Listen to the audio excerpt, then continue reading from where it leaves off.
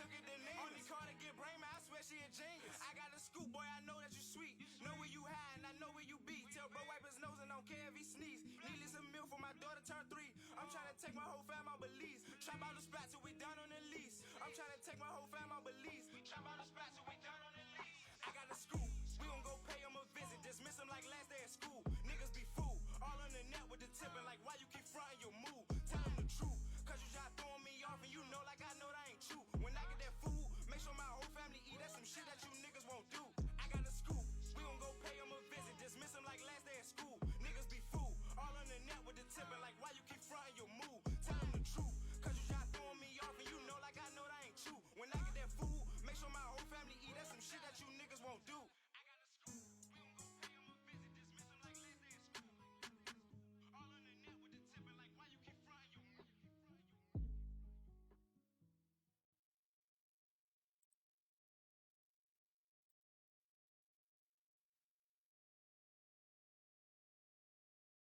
Bonjour tout le monde, bienvenue à tous. Aujourd'hui, on se retrouve pour le débrief du match qui s'est déroulé vendredi à 21 h, le fameux derby 3 Auxerre qui s'est soldé par le score, de 1 partout. On va analyser ça ensemble.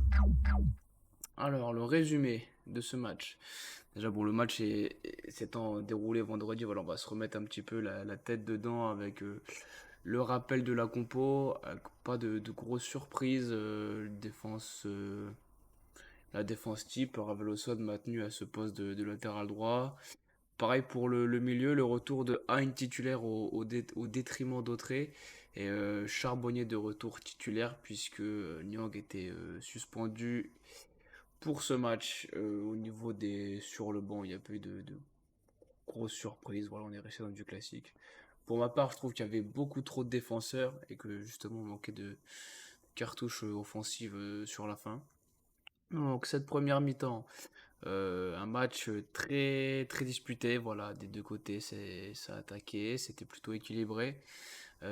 Sinayoko, à la 20e minute, Sinayoko qui trouve Hein qui tente une magère qui passe à côté.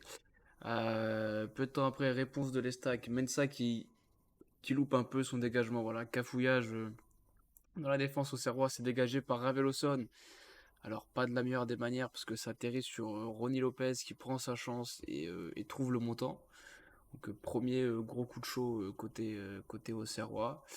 Ensuite on a un corner de 3 qui est dégagé, ça revient sur Chavalrin qui tente sa chance de loin et la grosse parade de Costil. Mais à la 28e, Baldé d'un exploit personnel vient enrhumer Raveloson et trouve Ronny Lopez qui, entre parenthèses, je tiens quand même à le souligner, qui était complètement seul au marquage et qui cette fois-ci vient ouvrir le score. Voilà, sur le ralenti, il me semble que c'est Touré un peu qui lâche le marquage et Janvier tente de dégager mais sans réussite.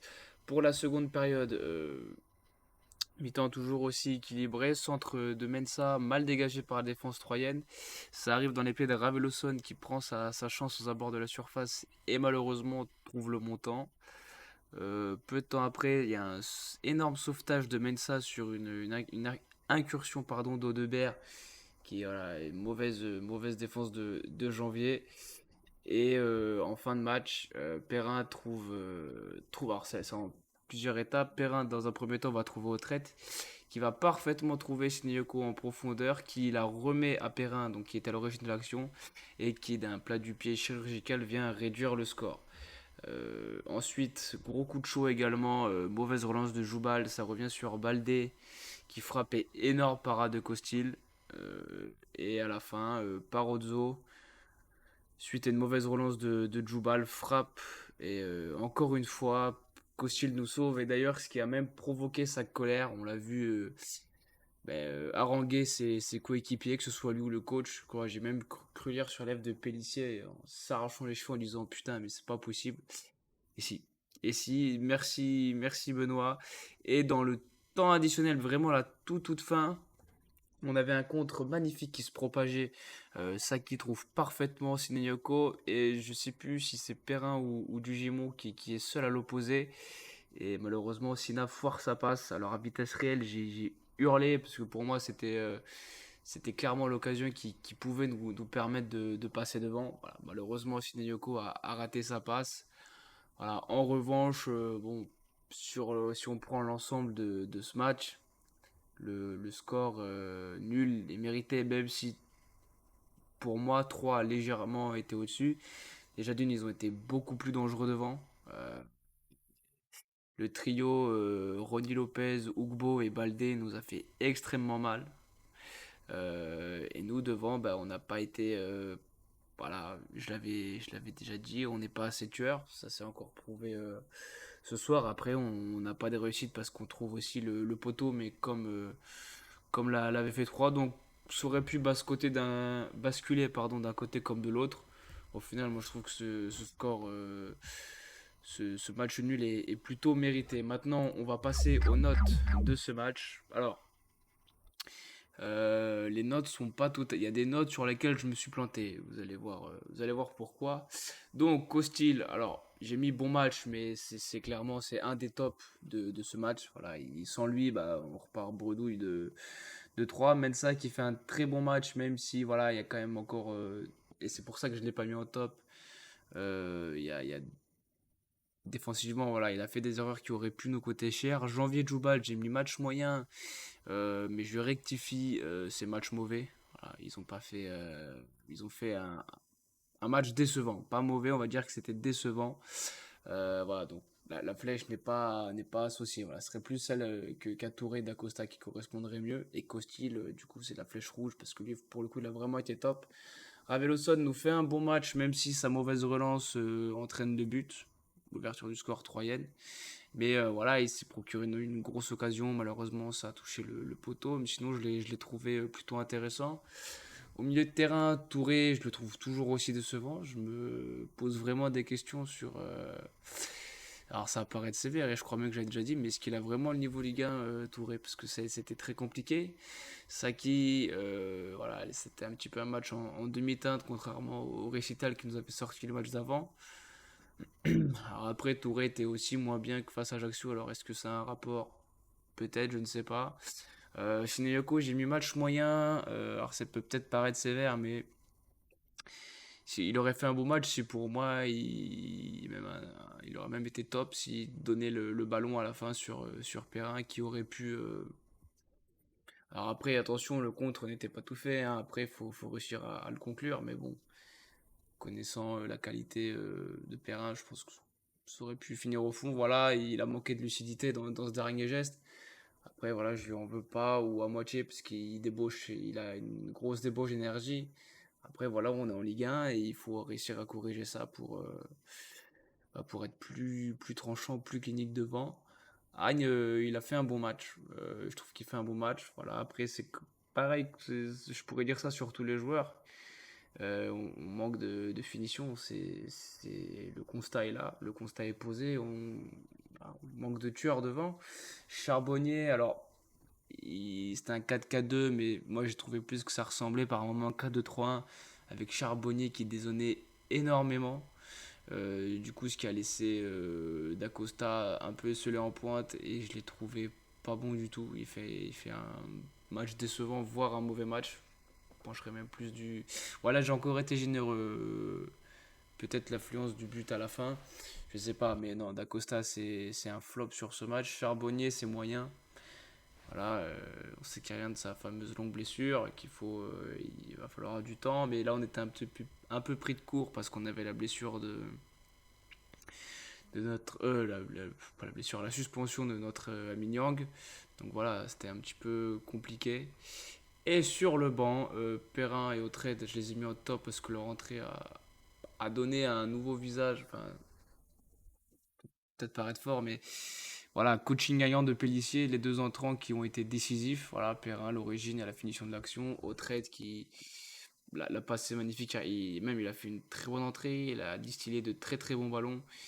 Et bon, notre ami du Gimon, je ne l'ai pas noté parce que comme d'habitude, il est rentré pour jouer les 10 dernières minutes. Donc bon, pas vraiment. Voilà, on n'a pas vraiment eu l'occasion de le voir. Du coup, difficile de le noter. Maintenant, passons au classement, aux résultats. Donc, on reste 15e. Bon, c'était peut-être pas nos classements avant, mais on reste en tout cas en dehors de ces fameuses places qui font peur, hein, l'antre pour retourner en Ligue 2. Mais voilà, on voit que c'est très serré. On est à Ajaccio. C'est là où on voit qu'on a bien fait de les battre chez nous, que c'est un match crucial parce qu'on est à 2 points de. On a seulement 2 petits points devant eux. On a Nantes derrière nous avec un seul petit point. Au niveau des concurrents, bah Nantes justement a perdu face à Reims. Donc ça, c'est plutôt bon pour nous. Du coup, Reims qui s'offre une bonne bouffée d'oxygène parce que je suis en train de voir que un nul n'aurait pas été mal non plus. Quoique non, parce qu'au Galaverage, on aurait été 16e. Mais bon, peu importe. Angers qui perd face à Lens. Match complètement dingue entre Ajaccio et Strasbourg, où Ajaccio a retourné la situation et a mis une petite fessée à Strasbourg qui leur a même permis de leur passer devant. Là, pour le coup, le nul aurait été parfait. Et après, voilà, Nice qui bat Brest. Et après, voilà, c'est vrai que c'est un championnat quand même qui est très très disputé, c'est extrêmement serré. Euh, les places vont vous coûter cher, voilà, il y a peu de marge de manœuvre. D'une semaine à l'autre, tout peut basculer. Donc voilà, après les autres résultats, bon, Marseille qui bat Lyon, le nul entre Lille et Rennes, bon, ça nous intéresse pas vraiment. Monaco qui bat Toulouse, ça peut nous intéresser parce qu'on est seulement à 3,2. Mais le problème, et qui n'est pas des moindres, c'est que notre prochain match, c'est face au Paris Saint-Germain. Et alors là, ça va être. On le sait tous déjà. On sait tous qu'on prie dans notre coin à ne pas revenir avec une fessée du Parc des Princes. Voilà, c'est un match bonus. J'ai envie de dire, s'il y a un match où on n'a rien à perdre, c'est celui-ci. Donc, pour moi, enfin la solution, comment la manière dont il faut aborder le match, c'est qu'il faut jouer, il faut jouer sans complexe. De toute façon, qu'on soit bien d'accord, on va pas se mentir, on s'attend pas à gagner. Même faire un nul, ça relève de l'exploit. Paris sous Galtier est invaincu. Je vois mal Auxerre, étant donné nos armes offensives, étant donné notre réussite offensive surtout, ça va être très très compliqué. Après voilà, on sait qu'il y a la Coupe du Monde. Bon, nous personnellement, ça va pas trop nous impacter, mais là, surtout pour Paris, ouais, il y a des petites rumeurs qui sont sorties à droite à gauche, comme quoi voilà, il y aurait Messi qui pourrait ne pas être là face à Auxerre. Enfin bref, ça c'est qu'il soit là ou pas, j'ai envie de dire, vu l'effectif qu'ils ont, euh, c'est pas ça qui va faire que ben, pour moi ça change pas grand chose. Mais du coup, pour cet avant-match, la compo que je mettrai en place, je garderai ce système-là, ce 4-4-2, même si ce qui m'ennuie, c'est de mettre Touré au milieu de terrain. J'aimerais bien voir Revelosson. Le problème, c'est qu'il s'est montré très très bon à ce poste-là. Alors, autant laisser dans la continuité. Et de toute façon, je pense pas que, vu comme c'est parti, je vois pas Pellissier mettre Revelosson dans ce double pivot. Quoique, sait-on jamais. Mais sinon, voilà, la défense, bah, la défense type, Costil, évidemment. Et c'est après où j'ai eu du mal. Euh, j'ai eu du mal parce que Dacosta, dans l'axe, dans les deux devant, je trouve décidément pas bon. À voir, peut-être si on le revoit associé avec Nyang, pourquoi pas. Charbonnier, je me dis que voilà, dans ce système-là, mais on a un Charbonnier qui dézonnerait beaucoup, mais d'un côté, voilà, Nyang, c'est plus dans son profil à lui d'être esselé devant. Voilà, avec des Dacosta et Hein qui sont très percutants sur leur côté respectif. Voilà, pourquoi pas. Mais c'est vrai que je me suis beaucoup creusé la tête pour essayer de sortir une compo. Parce que c'est pas évident. On a du choix, mais en même temps, pas tant que ça. D'Acosta, on peut le mettre devant, mais devant, il est pas très bon. Mais du coup, qui met ailier gauche, au trait, on voit bien que sa place, c'est en 10, voire 9,5, mais pas sur un côté. Donc voilà, je pense qu'au mercato d'hiver, il nous faudrait recruter un buteur. pas un joueur que tu prends libre, mais un mec qui est là et qui est un tueur devant le but. Ça arrivera peut-être avec Nyang. Pour l'instant, il faudra déjà qu'il arrête de prendre des cartons rouges, même si ces derniers sont sévères, mais c'est pas forcément immérité non plus. Donc voilà la compo que je mettrai en place avec notre super sub Perrin qu'on fait rentrer à l'heure de jeu pour essayer de bousculer un petit peu tout ça. Mais je mettrai Camara. Parce que c'est vrai que si on met Dacosta, Nyang, Charbonnier titulaire, après sur le banc on n'a plus personne. Donc c'est pour ça, c'est dans cette optique-là que moi je nous verrais bien recruter un buteur, un buteur supplémentaire. Voilà. Mais voilà, c'est déjà fini. Ce débrief est déjà touché à sa fin. Alors si, un petit mot quand même sur l'ambiance du stade le stade de l'Aube qui a été renommé le stade de l'Aubé des Champs. Ça a été incroyable. À la télé, le rendu était exceptionnel. À la 10e minute, quand les Ultras ont lancé le aux armes, sur le coup, j'ai dit, j'ai dit, c'est pas possible que ce soit les Ultras d'Auxerre qui fassent autant de bruit. Si monsieur, si monsieur, si les joueurs avaient été aussi bons que nous en tribune, on serait parti avec un 3 points. Bon, ça n'a pas été le cas. Mais très gros chapeau à tous ceux qui se sont déplacés au stade. Ouais, j'ai eu un imprévu de dernière minute, j'ai pas pu y aller malheureusement. D'ailleurs, quand j'ai vu l'ambiance, je peux vous avouer que j'avais bien les boules hein, de ne pas avoir pu faire le déplacement. Mais bon, ça m'a pas empêché de suivre le match à la télé. Et voilà, superbe ambiance. Bon, prochain match. Et surtout qu'en plus, je reviens là-dessus, mais nos deux prochains matchs. Donc là, il y a Paris. Après, si je me trompe pas, c'est la trêve avec cette vieille Coupe du Monde là qui vient nous casser les jambes, voire même nous casser les couilles. Et, et qu'est-ce que je veux dire? Et ouais, du coup, après la Coupe du Monde, on rattaque en recevant Monaco à domicile. Je veux dire, t'enchaînes Paris-Monaco. Là, les points, on va pas réussir à en ramener. Si on ramène un point déjà sur ces deux matchs, c'est fou. Enfin, c'est fou. Ce serait beau. Donc là, à mon avis, au terme de ces deux matchs, après avoir ce que font nos concurrents pour le maintien, mais c'est pour ça que moi je regrette d'avoir fait juste un nul, même si au regard du match c'était mérité, y a pas de souci. Mais c'est la première fois que je voyais jouer 3 je les avais vus en amical face à nous, mais c'était pas. Voilà, c'était un match amical, on sait ce que ça vaut. Je les avais pas vus jouer, et je dois avouer que j'étais bluffé notamment par leurs attaquants. Je ne pensais pas qu'ils jouaient aussi bien. J'avais vu le score de 4-3 face à Paris m'a mis un petit peu la puce à l'oreille, mais je me suis dit, ça se trouve, c'est en face, ils sont relâchés. Et au final, bah non, non, c'est que 3 ça joue vraiment bien devant. Et voilà, ils ont fait un bon recrutement, contrairement à nous. Alors, ça, c'est un autre débat. On ne fait pas recrutement dégueulasse, mais c'est pas.